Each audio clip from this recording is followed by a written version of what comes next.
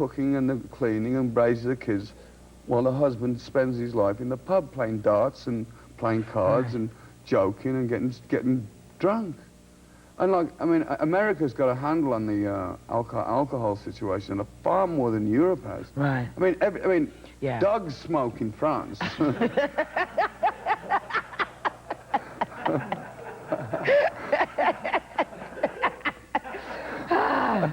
Yeah. Let me. There ain't no comeback to that, you know. But now, when you look back, this great documentary, you completely like. I'm gone. You did this killer documentary, man. Oh yeah, but you know when I did that documentary, I'd seen all these documentaries on rock stars, and it's like, oh, it's wonderful to be a rock star. It ain't, baby. But But I allowed that to go out because I wanted people to know that it's not all stars and glitter and glamour. There is a downside to it. There is a happy side, but to get to that happy side, we don't just wake up in the morning and go, yeah, I'm going to write a #1 song. You go through hell and high water to get what you've got to get. And we're down, you see us on MTV when we're all made up and looking great. You know, I was fat and bloated and drinking beer and smoking dope and sniffing cocaine and all the rest of the junk. And that was halfway through that album, this last album, No More Tears. That was when that thing happened. And I look at that video and I can't watch it. It's like my wife started me on this one. She said to me one day, she says, you should have seen how terrible you were yesterday. I said, what are you always on my back for? She goes, you should have seen how, I'm thinking, she's crazy. I was just a bit bloated. What's the matter with her? I'm thinking about yesterday. She goes, do you want to see how bad? I'm going, what do you want about do I want to see? I videoed you. I said, you what? I put the video in. I couldn't watch this damn video for 3 seconds. It was like, because like when you're loaded, you don't think you're as bad as you are. Now, when I'm sober, I think, my God, I go like, I judge them against me. I think, he's loaded. He's a pain in the rear. What was I like? You know? Coming back though, with the bets and the Alamo and. But it's just, listen. It's got its good side and it's got its downside. You know, I mean, I look at the positive side of it. You know, I mean, I'm still here. I've bettered my life. I mean, and for people out there who have, finally the Supreme Court have dropped that case against me for these kids committing suicide, which I'm somewhat relieved, but I can't really say that I'm totally relieved because I never really took notice of it because my intentions when I wrote that song or any of my songs they were never meant for anyone to harm themselves. The downside to that is that people, to get publicity, will go and do an outrageous record to kill your family and whatever, just to get the publicity. That's the downside of it, just to get, because everybody in this town is looking for a break. You know, you can't go to any bar or restaurant and go, what are you doing? Oh, well, I'm an actress waiting for the part in the next Spielberg movie. And she's still sitting there 10 years later, you know, she's grown a beard and whatever, you know. She's now waiting for the next Santa Claus role, you know. We'll be right back with Ozzy Osbourne. Yes.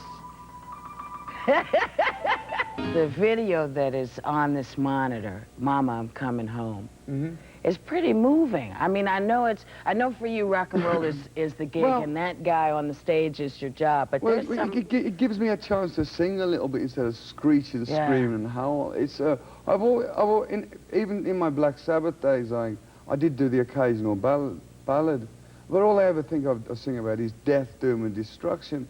And people are now saying that I'm coming to the end of it's not my farewell tour as this Ozzy thing, you know.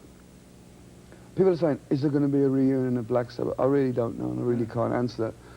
But the thing is that I've gone a long way different, you know. It's like an old girlfriend to me. It's like, you know, you look back and you go, was I that person, you know? Because we were all messed up on drugs and alcohol, because we thought that being in the rock and roll business, you had to be stoned all the time. Because, that was, you know, because it was the thing to do. The critics, music critics, hate me. Do they? I don't know. I mean, there was a period of my career that if I ever got a good review, I thought there was something wrong, you know. Because I've been turned around and pushed around and accused of everything. I was going to have a T-shirt made at one time that said, if your day is totally screwed up, blame Ozzy Osbourne. Because at one point, it was getting as bad, you know. I mean, I mean, everybody was blaming me for everything, you know. A bird crapped on your shoulder. He was like, oh, it's Ozzy's bird, you know, sue him, you know. I mean, when the first lawsuit came for that guy from India, what's his name, McCullum, I had no knowledge of this, and I just got off the plane at LAX, and I coming through the immigration, and there was about 15,000 cameramen flashing the camera. I'm going, who am I in front of, Elizabeth Taylor or the Queen or something? And a guy pokes a mic in front of me and goes, what do you think, Ozzy? I go, very confused. What's going on? He says, don't you know anything about the lawsuit? I said, what lawsuit? What, you know, cause you know, you get sued for not appearing for your gig or what. I'm going, yeah. This kid killing himself, and I'm going, I crap myself. Yeah. But so what do you do? I mean, kids are, young people Listen, now all are I like say is out don't there. blame me. Yeah. Look in your own home. Yeah. Don't look at my. I mean, look, I'm a parent. If I would never show my kids pornography in the house, and if I think they're watching something that's going to be damaging, I turn the damn thing off. Yeah. And if they're listening to anything that I think they're not cool, I say, there's a great switch on every one of these goes on and it goes off. Yeah. You know?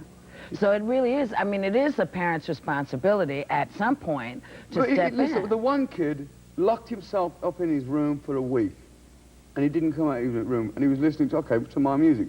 Now, as a parent, would you not think, Jimmy has been up there for a long time, he's been in the bathroom a long time, is he constipated or what? Or whatever, you know, you're not, I mean, if my daughter comes home, you can look at your kid, and my wife Sharon will say, there's something wrong with Amy or there's something wrong with Jack. Try and find out, darling. And I go, yeah. And I take her for a little walk, and I say, what's bothering you? Is there any problems at school? And she'll say, well, so-and-so keeps bullying me, and I'll sort it out, yeah. you know. You know, kids are people too, and people underestimate kids' intelligence. It's like, with my wife and I have never done the thing of coochie, you know. Yeah. That's like, I go like, you know, give you the finger, yeah. My kids do. They'll give you the finger straight away, go, talk to somebody else. Yeah. They don't have it, you know. Because when my daughter Amy was born, she lived on a bus with me for 2 years, so she's well tuned into life, you know. I mean, be real with your kids, you know. Yeah. We are honest. If our kids ask us a question like, Mommy, where do we come from? We don't say a stork brought you. We tell them, they know all about AIDS, drugs, alcohol. They've seen the drugs and the alcohol with me, you know. And like, for instance, last Sunday I went to a restaurant, and a friend of mine ordered a beer, and the waiter's got the order mixed up and put the beer in front of me, and my daughter Amy was sitting next to me, and I said, no, the beer's not for me, it's for this gentleman. Mine's a Diet Coke. And Amy goes, Daddy, she says, are you okay? Do you want to change places with me? Because she's seen the beast. Yeah.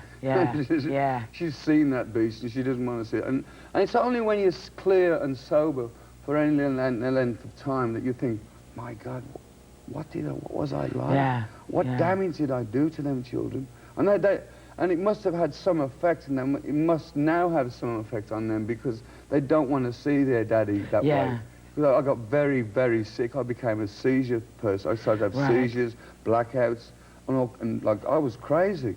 Sharon must be like the woman of stone. I don't know. When I eventually came round, I'm still on a kind of a stabilization thing because medication, because I started having major seizures with it all, you know. Now I look back and I would always put the blame on her. You're overloading me with work, because she's my manager, you know. And I'd lay it on her, and now I look back and I think how sorry I am for doing that. Yeah. But I couldn't help it because I was sick, you know. You know, it's an illness. Thank God I'm sober today with the grace of God. Yeah. You know? I mean, I'm not one of these holy rollers either. I'm not going to sit on your show and say, hey, you know, get on a program, because if you're enjoying it, get on with it, you know. Yeah. I just chose not to do it anymore. Yeah. And on that note, baby, we're going to commercial. We'll be back with Ozzy Osbourne. So now you stopping being Ozzy Osbourne for a while? No, well, what I'm doing, I've been kind of like a mouse on a wheel for the last 25 years, and I'm jumping off the wheel for a spell. I don't know what I'm going to do. I've been offered 1,000 different things, like a TV show, Fox, and loads of different interesting things. But I want to, for the first time in my whole career, I can stop and spend some time with my babies, spend time as a husband, be a family for a while. And then I'm going to decide if I want to make a record with him or her or whatever. Right. It's freedom I've got, you know. Well, I'm so pleased. I'm a big Black Sabbath fan.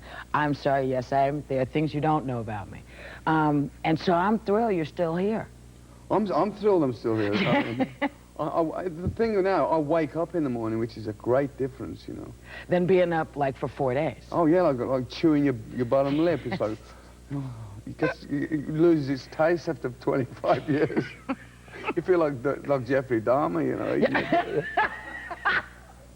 Will you come back and play? I will come back and play. Sure I will. I mean, I'm going to come back and play, but I'm not going to say when or where or what, because I'm one of these people that says, oh, I'll be back next year, and then a year that goes by, and they say, well, you said 2 years ago you were going to come back.